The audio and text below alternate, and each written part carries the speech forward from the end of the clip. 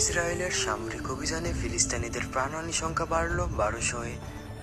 হে আল্লাহ, তুমি আমাদের মুসলমান ভাইদের রক্ষা করো। সে এসে গেছে। বাবা তাড়াতাড়ি বাইরে আয়।